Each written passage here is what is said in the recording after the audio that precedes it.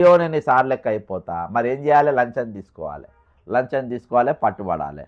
పట్టుబడితే మళ్ళీ ఇసొంటోళ్ళను ఇప్పుడు ఒక యూనియన్ లీడర్ దగ్గరికి పోవాలి.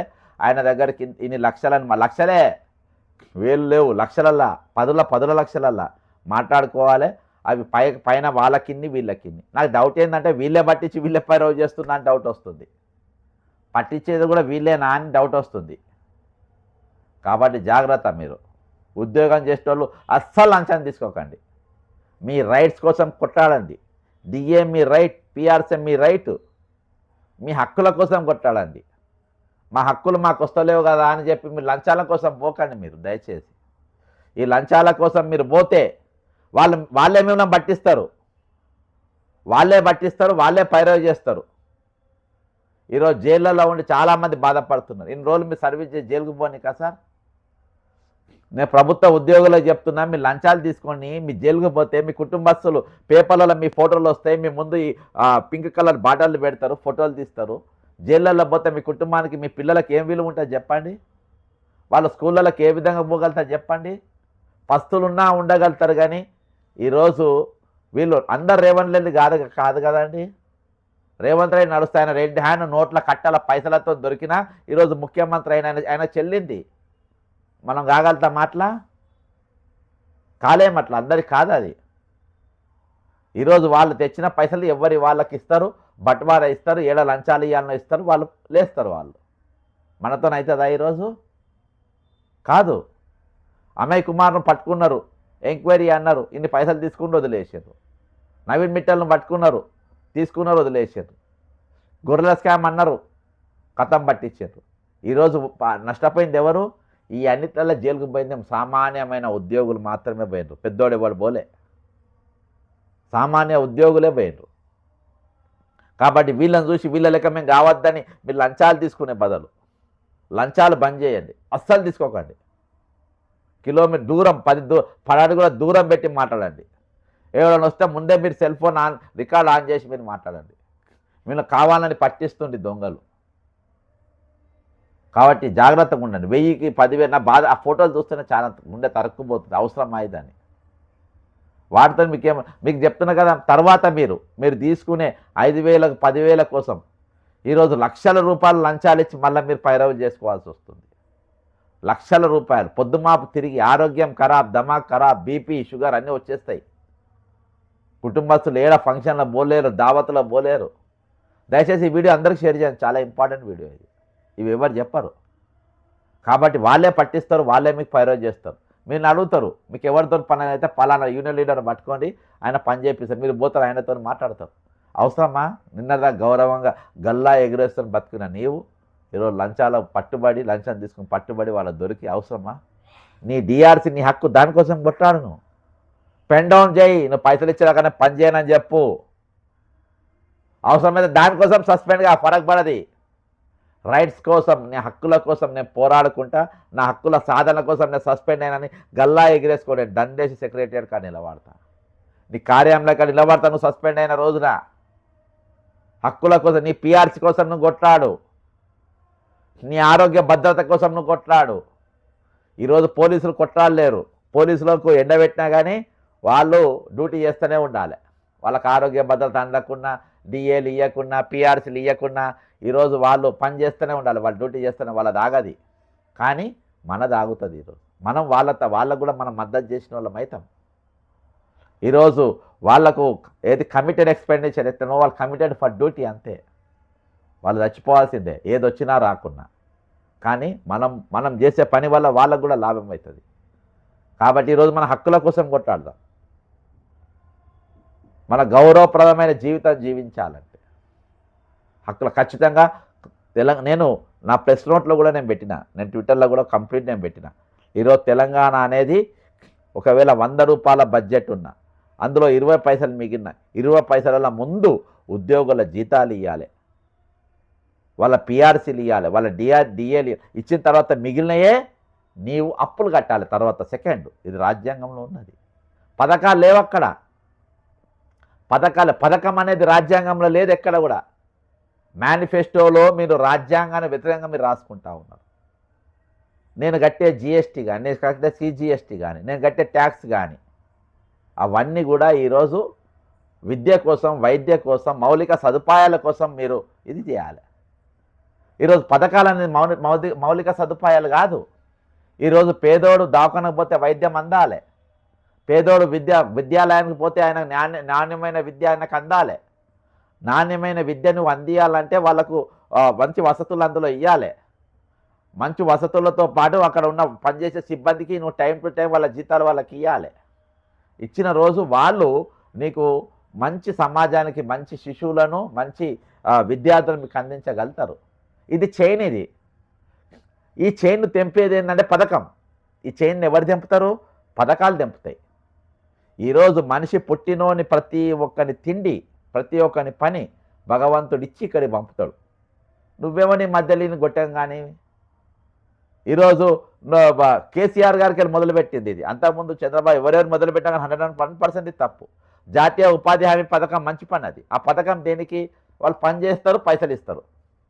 మన్మోహన్ సింగ్ గారు మంచి కార్యక్రమం పెట్టింది. అది ఫ్రీ అయింది సార్. వికలాంగుల పెన్షను ఆయన వాళ్ళు పని చేయలేరు, వాళ్ళు మనం ఆదుకోవాలి, అది మంచిది. విద్యా వైద్యం, వృద్ధాప్య పెన్షను వాళ్ళకి నిజంగా ఆర్థికంగా కొడుకులు అంతలేవేమంటే వాళ్ళకి ఇవ్వాలి, అది ఓకే. కానీ చీరలేంది, ఈ బంగారం ఏంది, ఏంది ఇవి? సబ్సిడీస్ ఉన్నాయి, సబ్సిడీస్ ఇవ్వాలి. ఫ్రీ బస్సులు ఏంది, ఫ్రీ కరెంట్లు ఏంది ఇవి? ఈ బరువు ఎవరి మీద పడుతుంది? భార్యాభర్తలు బస్సు ఎక్కితే భార్యకు ఫ్రీ అంటావు, 100 రూపాయలు ఉన్న టికెట్ 200 చేసి భర్తతో 2 టికెట్లు తీపిస్తావు. ఇది పథకం ఎట్లయితుంది? ఇది మోసం అవుతుంది. 420 అందుకే రేవంత్ రెడ్డి మీద 2 కేసులు, 420 కేసులు.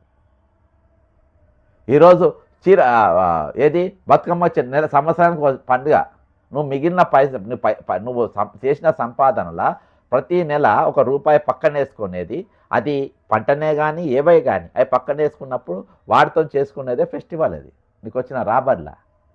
నీ పండుగ నేను చేస్తా, నీ పండుగకు నేను చీరలు ఇస్తా, నీ పండుగకు నేను బట్టలు ఇస్తా, మీ ఈదుకు మేము చీరలు ఇస్తాం. ఏంది ఇవి? నువ్వు నన్ను ఎందుకు బిచ్చగాన్ని చేస్తావు? అరే నీకు నీ పిల్లానికి చీర కొనడానికి చేత కాదురా నీకు, ఆ చీర నేను ఇస్తా అంటావా? నువ్వు ఎవరిని నువ్వు ఇయ్యనికి?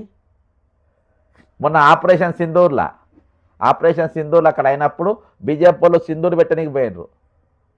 ఈ సింధూరు నువ్వేమనిరా పెట్టనీకి? నా భర్త నాకు పెడతారు కానీ నువ్వేమనిరా నాకు సింధూరు పెట్టనీకి? చాలామంది ఆడవాళ్ళు తిట్టిండు నార్త్ ఇండియాలో. కాబట్టి ఈ పథకాలు పిచ్చి పథకాలు ఇవి. ఈ రోజు జనం అనేటోళ్ళు పేదరికంనే బతకాలి. ఈరోజు 14,000 మంది ఉద్యోగుల పైన జరుగుతున్న ఇంకో కుట్ర. ఈరోజు భూమి ₹1,00,00,000 ఎకరంలో భూమి ఉన్న వాళ్ళపైన జరుగుతున్న కుట్ర ఒకటే చెప్తున్నది, వీళ్ళని పేదరికంలో నెట్టేయాలి.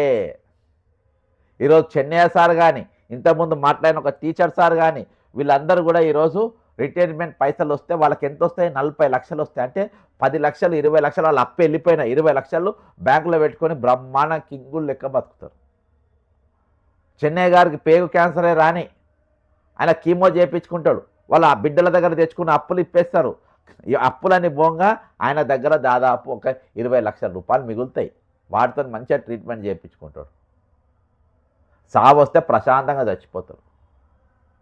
సావు ఖర్చు కోసం ఎవరి దిక్కు కూడా చూడరు. ఒకవేళ సావు వచ్చిన ఈరోజు బేచైన్ ఉండరు. అప్పులోడు వస్తాడా, నా ఇంటి మీదకి ఈఎంఐ వస్తాడా, నా ఇల్లోడు గుంజుకుంటాడా అనే ఆలోచన ఉండదు ఈరోజు. ఇవన్నీ కూడా హక్కులు. ఇవి అంటే ఈరోజు బస్సు బరువు నా మీద వేస్తావు, మళ్ళీ నీకు నీ భార్యకు బస్ టికెట్ తీసుకునే చేత కాదు నీకు, నేను ఫ్రీ బస్ ఇచ్చినా అని మళ్ళీ నువ్వే చెప్పుకుంటావు. అంటే ఈరోజు ఈ తెలంగాణలో మొగోళ్ళకు పెళ్లిళ్ళు చేసుకున్న భర్తలకు వాళ్ళ భార్యలకు చీరలు కొనియలేని బతికి నీ తూచి 200 300 చీర, కేసీఆర్ 100 రూపాయల చీర కొనిస్తే నువ్వు ఒక 300 చీర కొనియచ్చు. అంటే ఒక 500 సరే మ్యాక్సిమం 500 చీర కొనియలేని పరిస్థితులలో ఈరోజు తెలంగాణ ఒక భర్త ఉన్నాడా, లేకుండా కుటుంబ పెద్ద ఉన్నాడా నీ చీర కోసం కొనికి? అవి మోపైపోయి ఈ టైం టేబుల్ను ఏదైతే ప్రక్రియ ఇది ఉందో అది గాడి తప్పుతుంది. నువ్వు నా మీద పథకం వేస్తావు, నాకు పథకం ఇసురుతావు, నువ్వు లక్షల కోట్ల రూపాయలు అప్పు చేసి దిగమింగుతారు. లక్షల కోట్ల నా ముందు బఠానీలు వేసుకుంటావు, నాకు కోసుక తింటావు. నేను బఠానీలు తింటా ఉంటా bug bug bug bug bug అని, నువ్వు నా మెడ కోసుక తింటావు. పథకం అనేది చాలా డేంజర్. రాజ్యాంగంలో లేని పథకం. ఈరోజు మంచి విద్య నంది, మంచి వైద్యం నంది. ఈరోజు నాకు ఏమన్నంటే ఫార్మా కంపెనీ పెడతా, నీ భూమి కావాలంటావు, నా భూమి గుంజుకుంటావు. ఈరోజు సంవత్సరం నరకెళ్ళి నా ఒక్కొక్కలై 30 లక్షలు, 40 లక్షలు, ఒకరైతే 72 లక్షలు నాకు చూపించిండు. జీపీఎఫ్ 50% కంటే ఎక్కువ దాచిపెట్టుకున్నాడు. ఒకటేసారి కుప్పొస్తే మంచిగా అది వాడుకోవచ్చు అని, పాపం ఇల్లు కొనుక్కోవచ్చు, ఇంకా ఏదైనా చేసుకోవచ్చు అని. అట్లా ఆయన ఆటోలో పోయేటోడు బస్సులలో పోయిండు. బైక్ మీద పోతే పెట్రోల్ అవుతుంది, బస్సులో పోతే 5 రూపాయలు అవుతుంది. అట్లా మిగిలించుకొని ఆ జీతాన్ని పొదుపు చేసుకొని ఒకటేసారి తీసుకుందాం అనుకుంటే ఈరోజు చిట్ ఫండ్ వాళ్ళు దొబ్బేసినట్టు ఎక్దమ్ దొబ్బి పడేసిన పైసలు. అవన్నీ ఎంత ఇంట్రెస్ట్ అవుతాయి, ఎంత అవుతుంది? ఈరోజు వాళ్ళు రిటైర్మెంట్ అయితే ఒకళ్ళు ₹1,00,000 జీతం వచ్చేవాడికి నువ్వు 50,000 ఇస్తే 50 నీ మిగిలినాయి కదా, మరి ఏం రోగం వచ్చింది? ఇయాటికి చెప్తున్నా, తెలంగాణ ఇయాటికి 7 లక్షల కోట్లు ఉన్నా ఇయాటికి నేను చెప్పగలుగుతా ఇది ధనిక రాష్ట్రమే. ఇయాటికి తెలంగాణకు 7 లక్షలు కాదు 10 లక్షల కోట్లు అప్పు తీర్పే దమ్మున్నది తెలంగాణకు. కానీ ఈరోజు ఈ దొంగలు దొరికింది అవకాశం కాబట్టి దోసుకుందామని. నాకు చాలామంది సలహాలు ఇస్తారు. జడ్సన్ గారు 34 సంవత్సరాలు కాంగ్రెస్ పార్టీలో పనిచేసినావు, 10 సంవత్సరాలు పోయిన ప్రభుత్వంతో కొట్లాడు, మంచిగా అధికారంలోకి వచ్చింది, మంచిగా నామినేటెడ్ పోస్ట్ తీసుకోవచ్చు కదా, మంచిగా బతకొచ్చు కదా అని అంటారు. మరి ఈ తెలంగాణ మీద తెచ్చిన అప్పు ఎవడు కట్టాలి? ఈ తెలంగాణ ఈరోజు మిగులు బడ్జెట్తో ఏర్పడిన తెలంగాణ ఈరోజు 7 లక్షల కోట్ల అప్పు తెచ్చిపెట్టి దీన్ని ఎవడు కట్టాలి? రేపు వచ్చే మన తరం పైన ఈ భారం పెట్టి పోదామా? ఈ దొంగలు వచ్చి ఇట్నే దోసుకపోతా ఉంటే చూసుకుంటూ కూర్చుందామా? ఈరోజు ఉద్యమించేటోనికి, ప్రశ్నించేటోనికి మన వాళ్ళే అవమానపరిచే ప్రయత్నం చేస్తే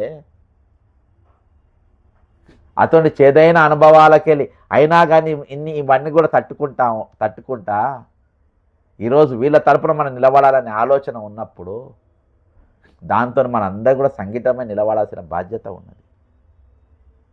అందుకని నేను ప్రాధేయపడుతున్నా, ఉద్యోగులారా దయచేసి ఆలోచన చేయండి. రేపు ఎల్లుండి 2 రోజులు మీకు హాలిడేస్ ఉన్నాయి. ఫోన్లలో మాట్లాడుకోండి, మీ దోస్తులతో మాట్లాడుకోండి, మీ రిటైర్డ్ అయిన వాళ్ళతో మాట్లాడుకోండి. ఈరోజు లంచం తీసుకుంటా పట్టుపడ్డోళ్ళని, అంటే నేను బలిసి లంచం తీసుకునేటోళ్ళతో మాట్లాడుతాను. రెవెన్యూలు ఉన్నారు 10 మంది దొంగలు, వాళ్ళ గురించి కానీ అనేది. ఈరోజు 5,000 10,000 చిల్లర ఖర్చుల కోసం తీసుకున్న వాళ్ళు పట్టుబడ్డోళ్ళు, వాళ్ళ గురించి మాట్లాడిన వాళ్ళ కుటుంబం పైన ఎట్లా పోతుంటారు? అప్పుడు నీ పైసలు వాళ్ళ దగ్గర ఉంటాయి, నీ పిఆర్సీ వాళ్ళు దగ్గర పెట్టుకుంటారు, నీ డిఏ పైసలు వాళ్ళ దగ్గర పెట్టుకుంటారు, ప్రజెంట్ పనిచేస్తున్న ఉద్యోగాల గురించి చెప్పుకుంటారు. ఆ పైసలు వస్తలేవని చిల్లర లంచాలు తీసుకొని పట్టుబడి జైళ్ళకి దేనికి పోవాలి? వాటి కోసం మనం కొట్లాడదాం, దానికోసం పెన్ డౌన్ చేద్దాం. లాభాలు అయితే మనకు 14,000 కోట్ల ఖాళీలు నింపాల్సిన పరిస్థితి వస్తుంది ప్రభుత్వానికి. అంతేకాకుండా ఈ 13,000 రిటైర్మెంట్ పైసలు ఇవ్వాల్సి వస్తుంది, మీకు పిఆర్సీ ఇవ్వాలి, 6 డిఏలు ఏకంగా. నా దగ్గర పైసలు లేవు, గీసలు లేవంటే ఇవన్నీ జాంతానయ్యి. నీ తల తాకట్టు పెడతావా? పెట్టు, మా పైసలు మాకు తెచ్చి. ఈరోజు మనం ఇంటి పన్ను కట్టకుంటే జాగ్రత్తగా, మనం ఇంటి పన్ను కట్టకుండా వాడు ఏం చేస్తాడు? మున్సిపాలిటీ వాడు ఇంటి ముందు డోలు కొడతాడు, టీవీ గుంజుకపోతాడు, తలుపులు గుంజపోతాడు. మరి ఈరోజు నీ పైసలు, నీ డిఏలు, నీ రిటైర్ అయిన పైసలు వాడు ఇవ్వాలి. వాడు ఇవ్వకుండా మనం ఏం చేయాలి? నీవే బాగుతున్నాయి? మన పర్మిషన్ తీసుకొని, మన ఆమోదం తీసుకొని వాళ్ళ పథకం పెడుతుండే వాడు. కాబట్టి నేను ఖచ్చితంగా చెప్తున్నా, ఉద్యోగ సంఘాలు ఎవడు మనకు అవసరం లేదు. వాళ్ళ డ్యూటీ వాళ్ళని చేయమని, జీతం తీసుకుంటారు, మూసుకొని పోయి డ్యూటీలు చేసుకోమని చెప్పి వాడిని పోయి నౌకర్లు చేసుకోమని. ఇవాళ జిల్లా స్థాయిలో ఉన్న నాయకులు డ్యూటీలు చేసుకుంటా వాళ్ళు నిలబడ్డారు. వాళ్ళతో ఇలా వచ్చిండ్రు జిల్లా నాయకులు, చెప్తున్నా, వాళ్ళు వచ్చి నిలబడ్డారు. ఎవడైతే ఇవాళ డ్యూటీలు ఎగ్గొట్టి లీడర్షిప్ చూపించుకుంటా ప్రజల దగ్గర జీతాలు తీసుకొని కథలు పడతారో వాళ్ళందరూ మీ డ్యూటీలోకి పోండి. మీరు ఈరోజు మనం మాత్రం ఈరోజు పెన్ డౌన్ చేయాలి, రోడ్ల మీదకి రావాలి. ఈ తెలంగాణ ఇయ్యాల కోసమో రేపటి కోసమో కాదు, వచ్చే తరాల కోసం. మన పిల్లలు వాళ్ళ కూడా మనం ఏం అందియబోతున్నాం ఒక్కసారి 2 రోజులు మీరు ఆలోచన చేయండి. 27వ తారీఖు మీరు ఆలోచన చేసి మినిమం 10 మంది నాకు ఫోన్ చేసి మన డేట్లు మాట్లాడుకుందాం. కరెక్ట్ టైంలో చూసి కొడదాం. మనం దిమ్మ తిరిగిపోవాలి, బాబాయికి దిమ్మ తిరిగే దెబ్బ మనం కొట్టాలి. నేను చెప్తున్నా, న్యాయపరంగా, కోట్ల పరంగా, చట్టపరంగా ఏమున్నా మేము మీకు సహాయం చేస్తాం, నిలబడతాం, కానీ మీరు కూడా ధైర్యం చేయాలి. మన ఉద్యమకారులు అన్నారు, పోరాడితే పోయేది లేదు బానిస సంఖ్యలు తప్ప అని. ఈరోజు సమస్యలే అప్డేట్ అయినాయి, ఉద్యమాలు అప్డేట్ అయిపోయినాయి. కాబట్టి ఈరోజు పరిష్కార మార్గాలు కూడా అప్డేట్ అయినాయి. కాబట్టి అప్డేటెడ్గా మనమై ఈరోజు మన ఇష్యూస్ పరిష్కరించుకోవడానికి మనం ముందుకు పోవాల్సిన అవసరం ఉంది. నేను రోజుకొక ఫోనే వినిపిస్తున్నా. అసలు ఫోన్ నేను రోజు వినిపించగలుగుతా. ఒక్కొక్క పరిస్థితి ఆ విధంగా ఉన్నారు. ఒక దగ్గర అయితే భార్య భర్తలు ఇద్దరు కూడా పెరాసిస్ అయి ఉన్నారు. ఈయన ఇప్పటిదాకా ఫోన్ చేసిన టీచరు భర్త పెరాసిస్ వచ్చింది, భార్య సేవ చేస్తుంది. మహబూబ్లో ఒక జంట ఉంది, భార్య భర్తలు ఇద్దరు కూడా బెడ్ రీడర్లే. మరి వాళ్ళకి ఎవరు చేయాలి సేవ? ఎవరు చేయాలి సేవ? కాబట్టి ఇవన్నిటి కూడా వాళ్ళకి సేవ జరగాలంటే చాలా పైసలు ఉండాలి. ఇంటికి వచ్చే నర్సింగ్లకు వాళ్ళకు చేయాలి, సర్వీస్ చేసే వాళ్ళు ఉన్నారు, వాళ్ళతో చేయించుకోవాలి. కాబట్టి దయచేసి ఒక డిబేట్ జరపండి, ఒక చర్చ జరపండి. నాకు యూనియన్ నాయకులు నాకు అట్లా పిల్లవాడు ఇట్లా పిల్ల, వాళ్ళని చాలా లైట్ తీసుకుంటా, చాలా లైట్ తీసుకుంటా. కాబట్టి మనం ఈ సమస్యల హక్కుల కోసం పోరాడడం చాలా ఇంపార్టెంట్. పెన్ డౌన్ ఒక మార్గం, దానిపైన ఆలోచన చేయండి. కౌంట్ డౌన్ మొదలు కాకముందే 36 మంది చచ్చిపోయాడు, 37వ నంబర్ రాకముందే. 37వ నంబర్ రోడ్ ఇప్పుడు ఏం ఆలోచిస్తుండో, పండుకుండో లేచిండో కూర్చుండో, ఆయన మైండ్లో ఏం పోతూ ఉంది కావచ్చు, ఏం తిరుగుతూ ఉంది కావచ్చు. 37వ నంబర్ నేను అయితనా ఏందని అనుకుంటుండొచ్చు. నేను 37వ నంబర్ అయితనో కాదో అనే డౌట్ కూడా ఆయనకు ఉండొచ్చు. నిజంగా ఆయననే 37వ నంబర్ అని మన రేపు ఆ వార్త మన మెసేజ్ వస్తుందో కావచ్చు. ఆ 37వ నంబర్ వార్త రాకముందే, 37వ ఫోటో మన వాట్సాప్లోకి రాకముందే, 37వ నంబర్ పైన నేను వీడియోగా చేయకముందే ఈరోజు అందరం కూడా కళాలు కింద పెడదాం, డ్యూటీలు పక్కన పెడదాం, హక్కులు సాధించుకుందాం.